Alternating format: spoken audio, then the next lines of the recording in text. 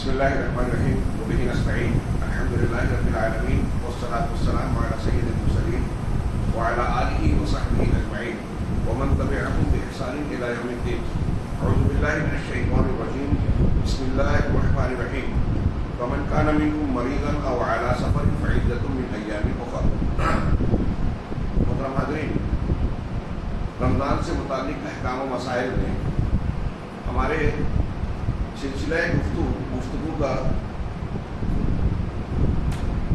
رخ اس جانب تھا کہ شریعت اسلامیہ نے جہاں ہم پر کچھ چیزوں کو عائد کیا ہے، پابند بنایا ہے، وہیں ہمیں اور آپ کو بہت ساری سہولیات سے نوازا ہے، ہماری فطرت، طاقت اور حالات کا لحاظ کرتے ہوئے. یہاں میں نے قرآن کی ایک آیت پڑھی، یا ایھا الذین آمنوا کتب علیکم الصیام کما کتب علی الذین من قبلکم لعلکم تتقون ایاما معدودات. جہاں اللہ نے روزے کو فرض کیا کہ تم پر ایسے ہی فرض کیے گئے ہیں روزے جیسے تم سے پہلوں پر کیے گئے تھے تاکہ تم متقی بن جاؤ.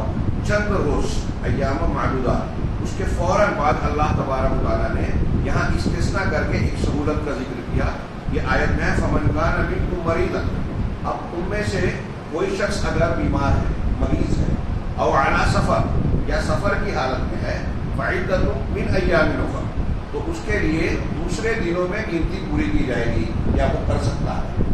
آپ اگر سفر کی حالت میں ہیں، بیمار ہیں، تو ابھی روزہ چھوڑ سکتے ہیں اور بعد میں یہ گنتی جو چھوٹے ہوئے روزے ہیں بعد میں رکھ سکتے ہیں. اس سلسلے میں کچھ تفصیلات ہیں. یہ 2-3 حدیثیں آپ ملاحظہ فرمائیں. حضرت جابر بن عبداللہ رضی اللہ تعالیٰ عنہ صحابی رسول ہیں، ان کی حدیث ہے، وہ کہتے ہیں کہ کانا رسول اللہ صلی اللہ علیہ وسلم فی سفر. اللہ کے رسول صلی اللہ علیہ وسلم سفر میں تھے. فرآ زحاما، تو آپ نے ایک بھیڑ دیکھی. ورجلا قد ظلل علیہ، اس بھیڑ کے بیچ میں ایک آدمی کو دیکھا کہ اس پر لوگوں نے سایہ کر رکھا ہے. ایک بھیڑ دیکھی اور بھیڑ میں ایک آدمی ہے، لوگوں نے اس پر سایہ کر رکھا ہے. فقال ما ھذا، پوچھا یہ کیا ہے؟ فقالوا صائم، تو کہا یہ روزے دار ہے، روزے سے ہے یہ آدمی. فقال، تو آپ نے جواب میں فرمایا لیسا من البر الصوم فی السفر، کہ سفر کی حالت میں روزے سے رہنا اپنے آپ کو مشقت میں ڈالتے ہوئے مراد ہے. سفر کی حالت میں روزے سے رہنا کوئی نیکی کی بات نہیں ہے، پارسائی کی بات نہیں ہے. یہاں وضاحت کی اہل علم نے اے لیس من الطاعۃ والعبادہ الصوم فی السفر اذا بلغ الصائم هذا المبلغ من المشقہ، یعنی جب کوئی مسافر یا روزے دار اتنی مشقت میں پڑ جائے سفر کی وجہ سے، تو اس کے باوجود، مشقت اور تکلیف کے باوجود روزے سے رہنا یہ کوئی اطاعت اور عبادت کی بات نہیں ہے، اللہ کی پسندیدہ بات نہیں ہے. ایسی صورت میں بندے کو رخصت اختیار کرنا چاہیے. اللہ تبارک و تعالیٰ نے ہمیں اور آپ کو جو رخصتیں عطا فرمائی ہیں دین اور شریعت میں، وہ رخصتیں اللہ تبارک و تعالیٰ کا انعام ہے. ہم کو اللہ کا انعام قبول کرنا چاہیے. یہ ایک حدیث ہے سفر سے متعلق. اس کو دیکھ کر بظاہر کوئی یہ سمجھ سکتا ہے کہ سفر میں روزہ توڑ ہی دینا چاہیے، لیکن ایسا نہیں ہے. حضرت عائشہ صدیقہ رضی اللہ تعالیٰ عنہ کی حدیث ہے جو نبی صلی اللہ علیہ وسلم کی زوجہ مطہرہ ہے کہ ان حمزہ بن عمرو الاسلمی قال للنبی صلی اللہ علیہ وسلم. حمزہ بن عمرو الاسلمی ایک صحابی ہے. عائشہ صدیقہ رضی اللہ تعالیٰ عنہ بیان فرماتی ہیں کہ وہ نبی کریم صلی اللہ علیہ وسلم سے کہتے ہیں اصوم فی السفر، کیا میں سفر میں روزہ رکھتا رہوں؟ وکانا کثیر الصیام، وہ بہت روزہ رکھتے تھے. اس لیے صحابی بکثرت روزہ رکھا کرتے تھے. تو انہوں نے آپ سے آ کر پوچھا کہ جب میں سفر میں جاتا ہوں تو کیا سفر میں بھی روزہ رکھ سکتا ہوں، رکھوں؟ تو آپ نے کہا فقال ان شئت فصم وان شئت فافطر، متفق علیہ. اگر تم چاہو تو روزہ رکھو اور چاہو تو روزہ توڑ دو، نہ رہو. یہ بخاری مسلم کی حدیث ہے. اب آپ یہاں دیکھ رہے ہیں کہ ایک صحابی سے، حمزہ بن عمرو رضی اللہ تعالیٰ عنہ سے اللہ کے رسول کہہ رہے ہیں کہ سفر کی حالت میں روزہ رکھ بھی سکتے ہو اور چھوڑ بھی سکتے ہو. دونوں آپشن ہے انسان کے پاس. یہ دوسری حدیث تھی. تیسری حدیث حضرت انس رضی اللہ تعالیٰ عنہ. ان تینوں حدیثوں کو ملا کر معاملہ صاف ہو جائے گا. کہتے ہیں کہ كنا مع النبي صلی اللہ علیہ وسلم اکثرنا ذلا الذي يستظل بكسائه. ہم نبی صلی اللہ علیہ وسلم کے ساتھ تھے سفر کی حالت میں. ہمارے درمیان سب سے زیادہ سایہ اس کو حاصل ہوتا تھا جو اپنے لباس سے پوشاک سے اپنے اوپر سایہ کیا ہو، چھاؤں کیا ہو. غور کیجیے، مطلب یہ کہ ہر طرف دھوپ ہی دھوپ تھی، کہیں چھاؤں اور سایہ نہیں تھا. تو چھاؤں کس کو ملتی تھی؟ جو اپنا کپڑا خود اپنے اوپر ڈھانک لے، اپنے کپڑے سے ڈھانک لے، تو اس کو سب سے زیادہ سایہ مل رہا تھا، جو کپڑے سے اپنے آپ پر سایہ کرے اور چھاؤں ڈالے. وَأَمَّا الَّذِينَ صَامُوا وَأَمَّا الَّذِينَ صَامُوا فَلَمْ يَعْلَمُوا شَيْئًا. کہا کہ اب کچھ لوگ اس دن، یہاں بیچ میں جملہ چھوٹ گیا ہے، کچھ لوگ اس دن روزے سے تھے، کچھ لوگ بے روزہ رہے، روزہ توڑ دیا. اب رہے جو لوگ جنہوں نے روزہ رکھا، جو روزے سے تھے، فَلَمْ يَعْمَلُوا شَيْئًا، انہوں نے کچھ عمل نہیں کیا، وہ روزہ ہونے کی وجہ سے آرام کرتے رہے، کچھ کام نہیں کیا. وَأَمَّا الَّذِينَ أَفْطَرُوا، اور جو لوگ روزے سے نہیں تھے، فَبَعَثُوا الرِّقَابَ وَامْتَحَنُوا وَعَالَجُوا، تو انہوں نے سواریوں کو تیار کیا، دوڑ دھوپ کی، ان کی ضروریات کو پورا کیا، جیسے جانوروں کا چارہ پانی اور دوسرے سارے کام انہوں نے کیا، اور یعنی روزے داروں کی خدمت بھی کی. تو سارا دوڑ دھوپ کا کام انہوں نے کیا جو روزے سے نہیں تھے. فقال النبی صلی اللہ علیہ وسلم، تب نبی صلی اللہ علیہ وسلم نے فرمایا، ذهب المفطرون اليوم بالاجر، آج روزہ توڑنے والے جو روزہ نہیں رکھتے تھے، آج اجر و ثواب کو وہ لے کر آگے بڑھ گئے. آج کے دن اجر و ثواب ان کو ملا جنہوں نے روزہ توڑ دیا. اور کرنے کا مقام ہے کہ یہاں مشقت کی بات تھی، کام کی ضرورت تھی. جن لوگوں نے روزہ توڑا اور روزہ توڑ کر خدمت اور محنت کی، اللہ کے رسول صلی اللہ علیہ وسلم فرما رہے ہیں کہ گویا وہ زیادہ اجر و ثواب والے ہیں روزہ رکھنے والوں کے مقابلے. ان دونوں تینوں حدیثوں کو ملائیے، اور ایسی اور بھی متعدد حدیثیں ملے گی. بعض روایتوں میں ہے کہ ایک سفر ایسا تھا کہ سارے صحابہ کرام نے، پیاس اور ریگستانی گرمی، عرب کی گرمی بڑی شدید ہوتی ہے، اور اس میں پیاس کا معاملہ بڑا شدت والا ہوتا ہے. تو ایسا معاملہ ہو گیا تھا کہ پورے سفر میں اللہ کے نبی صلی اللہ علیہ وسلم اور حضرت عبداللہ بن جحش، یہ دو صحابی، غالباً یہ دو رہے جنہوں نے روزہ رکھا، باقی سارے لوگوں نے روزہ توڑ دیا. تو ان ساری حدیثوں کو، پہلی حدیث میں ہے کہ ایک شخص کو روزے کی حالت میں اتنی تکلیف مشقت تھی کہ لوگوں نے سایہ کر دیا، بھیڑ لگ گئی. دوسرے میں کہ آپ نے ایک صحابی سے کہا چاہو تو رکھو، چاہو تو نہ رکھو سفر کی حالت میں. تیسرے میں یہ ہے کہ کچھ صحابہ روزے سے ہیں، کچھ نہیں ہیں، اور اللہ کے رسول صلی اللہ علیہ وسلم نے اس دن بے روزہ رہنے، روزہ توڑنے والے ان صحابہ کو جنہوں نے محنت مشقت کی، لوگوں کی خدمت کی، کہا کہ اجر و ثواب میں یہ زیادہ بڑھ گئے. ان تمام روایتوں کو ملا کر یہ معلوم ہوتا ہے کہ سفر کی حالت میں آپ چاہے مسافت سفر میں آپ کو یا ہر انسان کو روزہ چھوڑنے کی اجازت ہے، چاہے تو چھوڑ سکتا ہے، چاہے تو رکھ سکتا ہے. اور اختصار کے ساتھ یہ کہ اگر روزہ رکھنے میں دقت نہیں ہے تو روزہ رکھنا بہتر ہے. اہل علم نے کہا کیوں؟ اس لیے کہ رمضان مبارک روزے کا خاص متعین دن ہے. ان فضیلت کے ایام میں روزہ رکھنا فضیلت کی بات ہے. تو اگر مسافر کے لیے آسانی ہے روزہ رکھنے میں تو رکھ لینا بہتر ہے، اور اگر روزہ رکھنے میں مشقت ہے، کوئی دقت اور پریشانی کا سامنا آتا ہے تو روزہ توڑ دینا بہتر ہے، رخصت پر عمل کرنا بہتر ہے. کیوں؟ بعض مرتبہ یہ دیکھنے میں آتا ہے کہ ایک آدمی، جیسے کہ یہ ابھی سایہ کیا، ایک آدمی مشقت میں ہے، تکلیف میں ہے، سفر کی حالت میں روزہ رکھ رہا ہے، چھوڑا نہیں، اس نے ایک روزہ نہیں چھوڑا اور بیمار پڑ گیا. نتیجہ کیا نکلتا ہے؟ کئی روزے چھوٹ جاتے ہیں بیماری کی حالت میں. روزہ رکھ ہی نہیں سکتا، ڈاکٹر کہتا ہے کہ روزہ نہ رکھو، ڈی ہائیڈریشن ہو گیا، فلاں ہو گیا، ڈیما ہو گیا، اور بھی کچھ چیزیں ہو جاتی ہیں. تو ایسی صورت میں صورت حال کو دیکھا جائے کہ کون سی حالت ہمارے لیے بہتر ہے. کبھی روزہ رکھنا بہتر ہو سکتا ہے، کبھی روزہ چھوڑنا بہتر ہو سکتا ہے. تو جہاں جو بہتر ہو اس طریقے کو اختیار کرنا چاہیے. یہ شریعت کا تقاضا ہے اور یہ ہمارے فائدے کی بھی بات ہے. سفر سے متعلق یہ بات. اب ضمن ایک بات، یہ میں سمجھتا ہوں مسئلہ واضح ہو گیا، اگر کوئی سوال ہوگا تو بعد میں پوچھا جا سکتا ہے. یہاں ضمن ایک بات یہ کہ ایک سوال لوگ کرتے ہیں کہ کتنی مسافت پر ہم مسافر ہو گئے اور ہم کو سفر مسافر مان کر روزہ چھوڑ سکتے ہیں.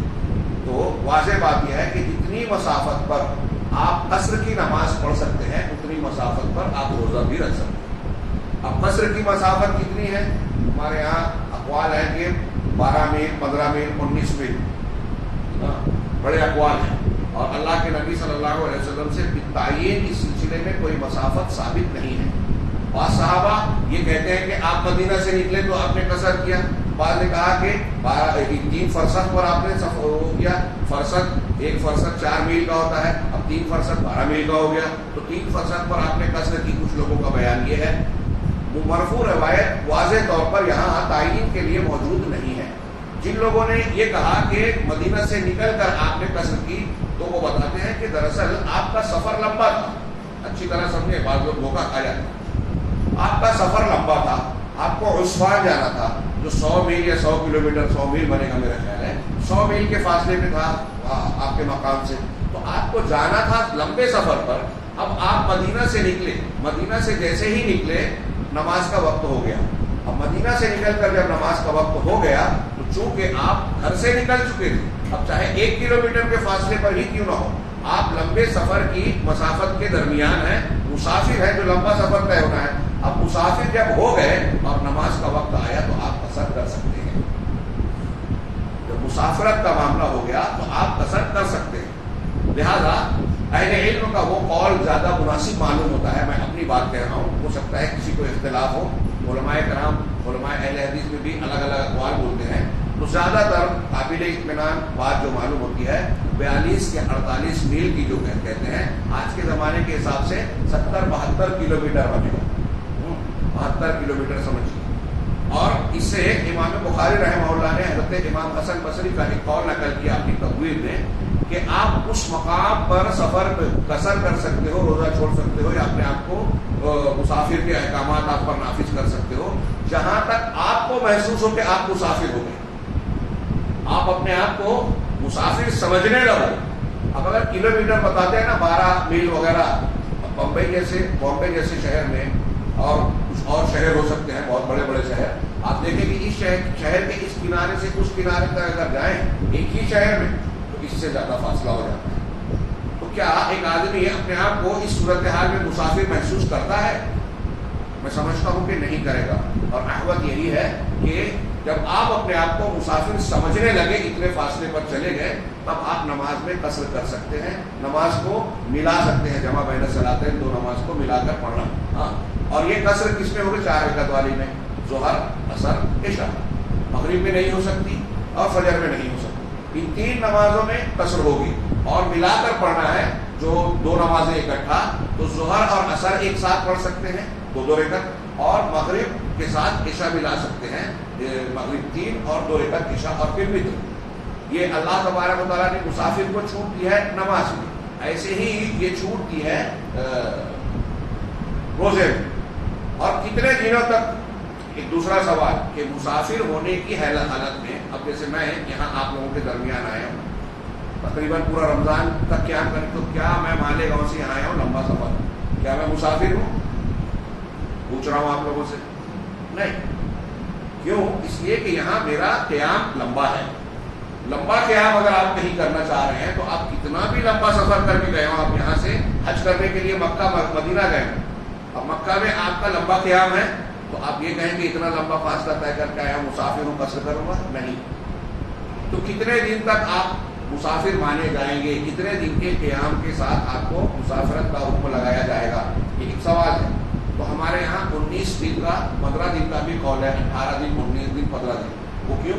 اس لیے کہ بعض راویوں نے یہ کہا کہ نبی کریم صلی اللہ علیہ وسلم سفر حج میں اور دوسرے آپ جو فتوحات کے سفر میں گئے تو آپ نے مسلسل 19 دن، 18 دن یا 15 دن، الگ الگ روایتیں تک آپ نے قصر کیا۔ تو اس سے ان لوگوں نے یہ مستنبط کر لیا کہ اتنے دنوں تک ایک مسافر رہے گا، نماز قصر کر سکتا ہے، روزہ چھوڑ سکتا ہے۔ تو اہل علم محققین کہتے ہیں کہ اس سلسلے میں امام احمد بن حنبل رحمہ اللہ کا قول زیادہ قابل قبول اور دلیل سے قریب نظر آتا ہے۔ وہ کیا ہے کہ اگر آپ کسی مقام پر 4 دن یا 4 دن سے زیادہ قیام کرنے کا ارادہ کرتے ہیں تو آپ مسافر ہوں گے۔ اور جو 19 دن 15 دن والی بات نبی پاک صلی اللہ علیہ وسلم کے بارے میں کہی جاتی ہے، تو امام احمد بن حنبل اور علماء محققین کا کہنا یہ ہے کہ اس سفر میں اگر آپ تحقیق کریں گے تو معلوم ہوگا کہ نبی صلی اللہ علیہ وسلم کسی بھی مقام پر 3 دن سے زیادہ، 3 دن سے زیادہ نہیں ٹھہرے، 4 دن سے زیادہ آپ کہیں مقیم نہیں رہے۔ ایک جگہ آپ گئے 3 دن، 3.5 دن، 4 دن پورا نہیں ہوا، اور दूसरी तरफ चले गए, फिर वहां से तीसरी तरफ चले गए, तो आपका पड़ाव एक जगह नहीं रहा, इसलिए आप मुकीम नहीं हो सके। तो ज्यादा से ज्यादा जो दिन आपका क़याम रहा जिसमें आपने कसर किया वो 4 दिन है। लिहाजा अगर कोई शख्स किसी दूसरे मकाम पर जाके 4 दिन या उससे ज्यादा का क़याम रखता है तो ऐसे शख्स के लिए जायज है कि वो 4 दिन से ज्यादा रहेगा तो वो शख्स मुसाफिर नहीं रह जाएगा, वो मुकीम हो गया, गोया वहां वो क़याम कर रहा है। हाँ, अब अगर मैं किसी मकाम पर जा रहा हूँ, जैसे यहाँ आया और मेरा इरादा है कि कल या परसों 1 दिन के गैप के बाद मैं यहाँ से चला जाऊंगा, मेरा काम हो जाएगा, मैं चला जाऊंगा। एक शख्स आया 1 दिन के काम के लिए, लेकिन उसका काम नहीं हुआ, तो अब 1 दिन और ठहरना पड़ रहा है, फिर नहीं हुआ और ठहरना पड़ रहा है। नियत में अगर यह है कि कल मुझे सफर कर लेना है, हाँ, और नहीं कर पा रहा है, तो वो महीने भर भी अगर मुकीम रहेगा, बल्कि साल भर भी अगर रहेगा तो मुसाफिर रहेगा, क्योंकि उसका दिमाग है कि मुझे नियत है कि 1 ही दिन ठहरना है। 1 ही दिन ठहरने की जब तक नियत कायम है तब तक वो मुसाफिर है। बात समझ में आ रही है? ये मसाफत और मुद्दत से मुतालिक मैंने बात कही। एक सवाल लोग करते हैं आजकल बहुत सारा कि कुछ लोग जो है सरकारी तौर पर या प्राइवेट तौर पर ड्राइविंग का काम भी करते हैं, उनका पेशा है ड्राइविंग, वो बस चलाते हैं, टैक्सी चलाते हैं या प्राइवेट गाड़ियां चलाते हैं, तो उन्हें 1-2 दिन के फासले से सफर पर निकलना होता है। कभी कभी मुस्तकिल सफर में होते हैं, यहाँ से वहाँ, वहाँ से वहाँ। आज गए, यहाँ से फर्ज कीजिए कि आपके दावनगिरी से एक आदमी ड्राइवर है, बेंगलोर जाता है, हाँ, यहाँ से बेंगलोर 260 किलोमीटर गालिबन बताते हैं, तो मसाफत है, कसर तो है, मुसाफिर तो हो गया आदमी। अब बेंगलोर में चंद घंटा क़याम करके थोड़ा आराम करके वापस उसको ड्यूटी होती है कि वो फिर दावनगिरी है। अब दावनगिरी आ रहा है, यहाँ वो 1 दिन के लिए क़याम कर रहा है, तो यहाँ 1 दिन के लिए क़याम करके वो मुसाफिर हो गया क्या? नहीं। जहाँ इंसान का अपना घर है, उसकी रिहाइश है या उसके माँ बाप रहते हैं, वहाँ वो मुसाफिर नहीं होगा, चाहे साल भर के बाद 1 दिन के लिए आए। अगर आप अपने घर पे 1 दिन के लिए आ रहे हो तो मुसाफिर नहीं हो, पूरी नमाज पढ़ना पड़ेगी, रोज़ा रखना पड़ेगा। तो आप दावनगिरी में तो मुकीम है, लेकिन आप जब बेंगलोर जा रहे हो, आ रहे हो, जा रहे हो, आ रहे हो, तो ऐसे कुछ लोगों ने सवाल किया है कि हम तो मुस्तकिल ड्राइवर हैं, मुस्तकिल सफ़र करते हैं, तो क्या हम मुस्तकिल रोज़ा छोड़ सकते हैं या कसर कर सकते हैं?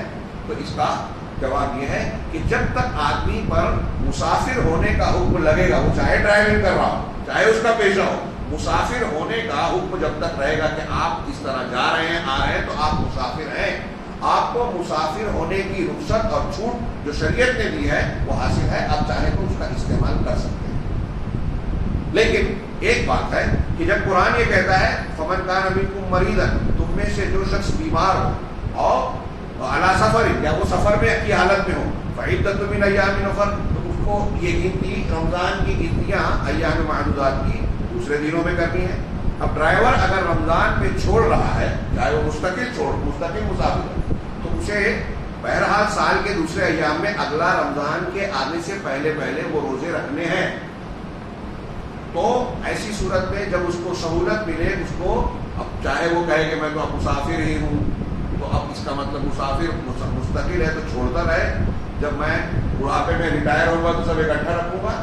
नहीं, वो चाहे रोज़ा उसका मुसाफरत की हालत में छूट रहा है, उसे अगले रोजे अगले रमजान के आने से पहले पहले छूटे हुए रोजे मुकम्मल करने हैं। ये बात वाज़ेह है और ये तहकीक के एतबार से ये बिल्कुल साफ मसला है। तो एक शख्स अगर मुस्तकिल ड्राइविंग वगैरह करने की वजह से रोज़ा रखता है तो वो मुस्तकिल छोड़ सकता है, लेकिन उसे गिनती पूरी करनी होगी। ऐसे आदमी के लिए अहले इल्म का कहना यही है कि अगर उसे रोज़ा रखने में, चूँकि वो आदतन मुसाफिर होता है, तो अब रोज़ा अगर सफ़र में भी रख रहा है तो बहुत ज़्यादा मुशक्क़त नहीं होगी। अगर उसे मुशक्क़त नहीं है तो रोज़ा रख लेना बेहतर है। और अगर कभी मुशक्क़त का सामना करना पड़े, सफ़र में कभी ऐसे हालात आ जाए, गाड़ी बिगड़ गई, उसको काम करना पड़ रहा है, उसकी मैकेनिकिंग करनी पड़ रही है, कहीं चल के जाना पड़ रहा है और मुशक्क़त का कुछ मामला आ गया जिससे ये अंदेशा है कि अब रोज़ा रखेगा तो बीमार पड़ जाएगा, तो बेहतर है कि रोज़ा तोड़ देगा। आगे ये मुसाफिर होने की हालत में 2-4 मसाइल को हम इख्तिसार के साथ जिक्र करें कि नाबालिग पर रोज़ा फ़र्ज नहीं। एक आदमी बच्चा नाबालिग है, उसको रोज़ा रखना है कि नहीं है? तो वो फ़र्ज नहीं है। हाँ, उसको तरबियत देने के लिए रोज़ा रखवाया जाएगा। सहाबा कराम बच्चों से रोज़ा रखवाते थे, उनको जब रोना होना आता था तो खिलौने वगैरह दे के उनको बहलाते थे, कि इसलिए कि जब रोज़ा उन पर फ़र्ज हो तो अचानक इस काम को शुरू करना उनके लिए बहुत भारी पड़ेगा अगर पहले से तरबियत ना हो। ये ऐसे ही है कि अल्लाह के रसूल ने फरमाया कि जब बच्चा 7 साल का हो जाए तो उसे मस्जिद ले जाओ, और जब 10 साल का हो जाए तो मस्जिद ना जाने पर उसे मारो। क्यों? इसलिए कि जैसे ही बालिग होगा तो अब उसे एक भी नमाज छोड़ने की इजाज़त नहीं है, इल्ला ये कि औरत हो और उसको मंथली कोर्स आए तो माफ़ होगी। अगर मर्द है तो फिर होशो हवास में रहते हुए बालिग होने के बाद अगर जंग की हालत में है तब भी नमाज साबित नहीं होगी, पढ़ना है। हाँ, बीमार है पढ़ना है, खड़े होकर नहीं पढ़ सकता बैठ के पढ़ना है, बैठ के नहीं पढ़ सकता लेटे लेटे इशारे से पढ़ना है जरूर। हाँ, तो नाबालिग पर फर्ज नहीं है। हाँ, तरबियत के लिए बच्चों को रोज़ा रखवाया जा सकता है, उस पर तरबियत करनी चाहिए। ऐसे रोज़ा रखने वाले को हमारे यहाँ जो थोड़े इनाम वगैरह देते हैं ना बच्चों को, देना चाहिए। इससे नेकी पर उनकी हौसला अफजाई होती है, उनको ये एहसास दिलाना चाहिए कि तुमने बहुत बड़ा काम किया, बहुत अच्छा काम किया। दीन का काम, नेकी का काम, शरीयत का काम करने पर ज़रूर हौसला अफजाई करना चाहिए और बच्चों के दिमाग में ये डालना चाहिए कि आपने अच्छा काम किया। ये तरबियत का बहुत अहम पहलू है। मरीज़ को रुख्सत है, अभी हमने कुरान की आयत में पढ़ी कि बीमार आदमी है, बीमारी की हालत में एक इंसान को जो है तो रोज़ा रखने में दिक्कत होती है, तो ऐसा बीमार आदमी रोज़ा छोड़ सकता है। बीमारी की हालत में आदमी दवा की ज़रूरत होती है, इंजेक्शन। बाद हल्के फुल्के बीमार होते हैं और वहाँ इंजेक्शन लगाने की बात होती है कि इंजेक्शन लगा सकते हैं कि नहीं, ग्लूकोज लगा सकते हैं कि नहीं। ग्लूकोज तो ग़िज़ा का काम देता है। एक आदमी अगर खाना नहीं खा रहा है तो ग्लूकोज लगा के कई कई दिन तक रह सकता है। हाँ, इसलिए ये बिल्कुल साफ है बात है कि ग्लूकोज लगाने से रोज़ा टूट जाएगा। हमारे यहाँ कुछ लोग जो मैंने बाज़ लोगों के यहाँ मसाइल पढ़े जो तकलीदी मिजाज के हैं कि उनके यहाँ रोज़े की तारीफ ये की जाती है कि खाना पीना जो इंसान की ग़िज़ा की नाली से पेट में मैदे में जाता है उससे रोज़ा टूटता है। वो कहते हैं उससे रोज़ा टूटता है। लिहाजा इंजेक्शन से ग्लूकोज से तो नस से जा रहा है ना, मैदे से या ग़िज़ा के रास्ते से नहीं जा रहा है, तो इससे रोज़ा नहीं टूटेगा। ये बिल्कुल गलत बात है। ये पुराने ज़माने में उस वक्त तो रोज़े की तारीफ लोगों ने की जब ये ग्लूकोज का या नसों से ग़िज़ा देने का कोई तसव्वुर नहीं था। अब आज ये है तो देखा जाएगा कि रोज़ा ग़िज़ाइयत से इंसान को तक़वियत मिलती, पेट भर जाता है, और रोज़ा भूख प्यास, जब आदमी खाना पीना और शहवत छोड़ता है तो उसमें भूख प्यास लगती है। तो अब अगर कोई ग्लूकोज लगा करे तो बाद डॉक्टर कहते हैं अगर ग्लूकोज लगा का रोज़ा चलता रहेगा तो मैं तो हफ्ते भर का रोज़ा रख सकता हूँ, क्या मसला है। तो खैर ग्लूकोज नहीं लगा सकता। इसी तरह वो इंजेक्शन जिसमें ग़िज़ाइयत होती है, प्रोटीन वगैरह या विटामिन वगैरह की इंजेक्शन जिसके लगाने से आदमी की ग़िज़ाई जिस्मानी ज़रूरत पूरी हो सकती है, वो इंजेक्शन भी नहीं लगाया जा सकता। अगर लगाएगा तो रोज़ा टूट जाएगा। ऐसे इंजेक्शन जिसके ज़रिए से ग़िज़ा नहीं मिलती लेकिन वो बीमारी के इलाज के लिए होता है, हाँ, ऐसे इंजेक्शन से रोज़ा टूटेगा या नहीं टूटेगा इसमें उलमा इख्तिलाफ करते हैं। हाँ, लेकिन ज़्यादातर उलमा यही कहते हैं कि अगर ग़िज़ा उसमें नहीं है और बीमारी की जो कैफियत में इंसान को सिर्फ बीमारी के इलाज के तौर पर उससे भूख प्यास का मसला हल नहीं होता, तो ऐसा इंजेक्शन लगाया जा सकता है। कुछ उलमा कहते हैं कि जब इतना बीमार है कि उसको इंजेक्शन की इतनी ज़रूरत है तो क्यों वो इस मामले में पड़ रहा है, उसे चाहिए कि रोज़ा तोड़ दे, इलाज कर ले, ठीक हो जाए तब रोज़ा रख ले। हाँ, तो सूरत हाल ऐसी हो सकती है। बाद बीमार ऐसे होते हैं कि उनको ऐसी कंडीशन जब भी रोज़ा रख के पैदा हो सकती है, तो उनके लिए हम ये कह सकते हैं कि ऐसा इंजेक्शन लगाने पर जिसमें ग़िज़ाइयत नहीं है उसको कोई फ़र्क नहीं पड़ेगा। इसी तरह वो औरतें जिनको मंथली कोर्स आता है हैज़, और वो औरतें जिनको निफास का खून आता है, ये दोनों गंदगी है। निफास बच्चे की विलादत के बाद, जिसको यहाँ हमारे यहाँ ज़चकी कहते हैं, हाँ, ज़चकी की हालत में बच्चे औरतों को मखसूस दिनों तक खून आता है गंदगी का, और ये हर औरत का यकसा नहीं होता। हमारे यहाँ, हमारे शहर की बात कर रहा हूँ, यहाँ पता नहीं, ये मशहूर है कि आमतौर से लोगों ने और औरतों ने ये तय कर रखा है कि अगर किसी लड़की को बच्चे की विलादत हो जाए तो 40 दिन तक वो नमाज रोज़ा नहीं करेगी, 40 दिन तक नापाक होगी। ये 40 दिन जो उन्होंने मुतय्यन और फिक्स कर लिया, ये सही नहीं है। किसी औरत को 20 दिन में भी ये खून मुनक़ते हो सकता है, किसी को 15 दिन में, किसी को 25 दिन में, कम ज़्यादा हो सकता है। सेहत और जिस्मानी कंडीशन पर, कैफियत पर, फिजिकल कंडीशन पर ये बातें मुनहसिर होती हैं। अब ज़्यादा से ज़्यादा किसी की मुद्दत हो सकती है तो वो 40 दिन है, 40 दिन से ज़्यादा नहीं हो सकता। 40 दिन ज़्यादा से ज़्यादा है, 40 दिन मुतय्यन और फिक्स नहीं है। अब अगर एक औरत ज़चकी के बाद 20 दिन के बाद उसका ये गंदगी साफ हो जाए, खून आना बंद हो जाए, तो वो गुस्ल करके नमाज शुरू कर देगी और रोज़ा रख सकती है। लेकिन اگر ایک عورت روزے سے ہے اور سورج ڈوبنے سے تھوڑی دیر پہلے بھی اس کو حیض کا خون آ گیا تو اس کا روزہ ٹوٹ گیا. تو حیض اور نفاس والے خواتین کو روزہ رکھنا ممنوع ہے. اور ان کو بھی دوسرے دنوں میں گنتی پوری کرنی ہوگی. نماز جو اس حالت میں چھوٹتی ہے اسے بعد میں نہیں پڑھنا ہے. روزہ جو چھوٹتا ہے اسے پڑھنا ہے, اسے ادا کرنا ہے. اس لیے کہ روزے کی سال میں مخصوص گنتیاں ہیں اور نماز روزانہ 5 پڑھنی ہے. ایک شخص دائمی مریض ہے, مسلسل بیمار, یہ 2-3 مسئلہ کر کے بات کو ختم کرتا ہوں. دائمی مریض ہے, مسلسل بیمار رہتا ہے. اب اس کے شفا یاب ہونے کی امید نہیں ہے. کچھ ایسی بیماریاں ہو جاتی ہے کہ اب لگتا ہے کہ ڈاکٹر بھی کہہ دیتا ہے کہ اب یہ ٹھیک نہیں ہو سکتا, مرنے تک یہ بیماری رہے گی. یا بعض مرتبہ کوئی بوڑھا آدمی عمر کے اس درجے میں پہنچ گیا کہ انتہائی ضعیف, ناتواں اور نحیفی آ گئی ہے, اب اس کے اندر اتنی طاقت نہیں ہے کہ روزہ رکھ سکے.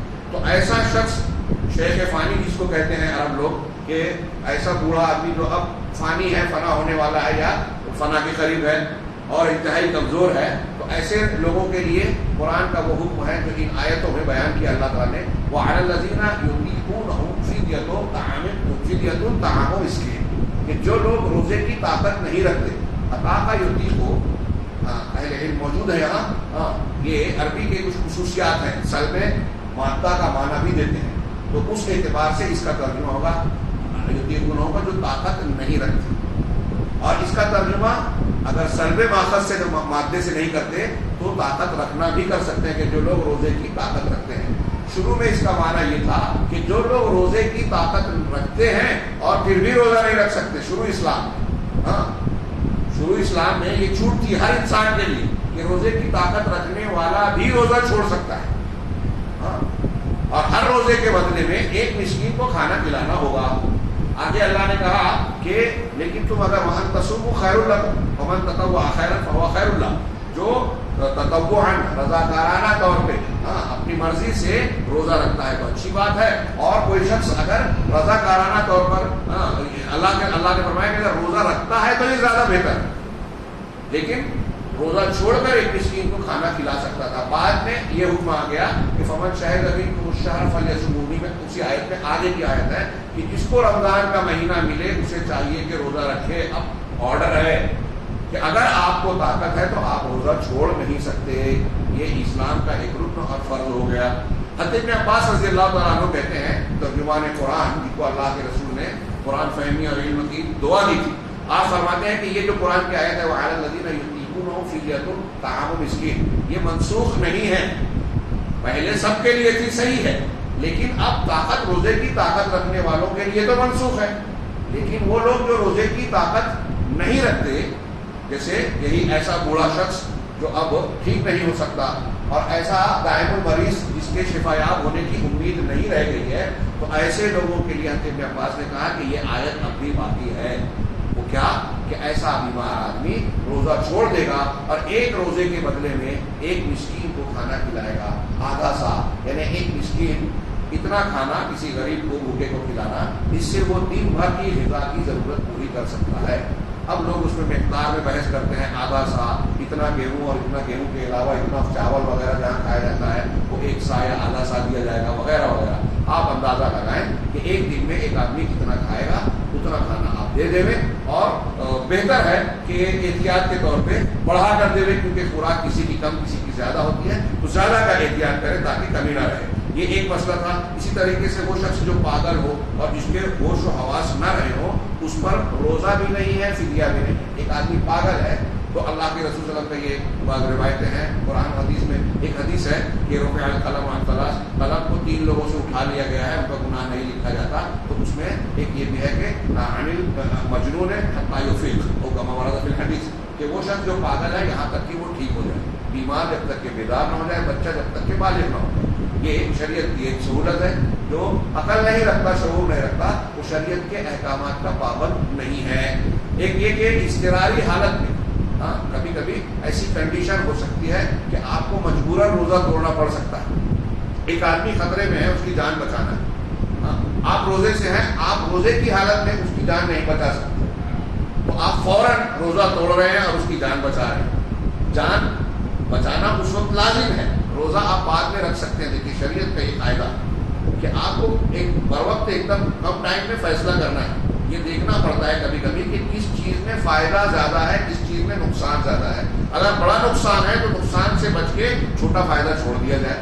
اب یہاں روزہ رکھنا نیکی ہے لیکن جان بچانا اس سے زیادہ اہم ہے اور اضطراری حالت ہے. لہذا آپ کو پانی میں ڈبکی مار کے اگر کسی کو تیر کے جا کے بچانا ہے اور روزے میں آپ یہ نہیں کر سکتے تو فوراً آپ لوگ پانی پئیں گے اور وہ جو ہے ڈبکی مار کے ڈوبنے والے کو بچائیں گے. جنگل میں کوئی ایسی کیفیت پیدا ہو جائے اور کوئی مصیبت اور پریشانی کی حالت آ جائے تو ایسے شخص کے لیے بھی روزہ توڑ کر کسی کی جان بچانا بہتر اور جائز ہے، بلکہ اس کو ایسا کرنا چاہیے. یہ چند مسائل جو پیدا ہوتے ہیں اور پھر اس کے بعد کچھ رخصتوں کا مزید آگے تذکرہ ہوگا. اللہ تبارک تعالیٰ سے دعا ہے کہ وہ ان احکام و مسائل کے مطابق ہمیں اپنے روزے کو بالکل صحیح اور شرعی طریقے پر وہ انجام دینے کی توفیق عطا فرمائے اور اپنے یہاں سے قبولیت بخشے. اس کا اجر و ثواب اور جو وعدہ اللہ نے فرمایا ہے ہم کو ان وعدوں سے محروم نہ فرمائے.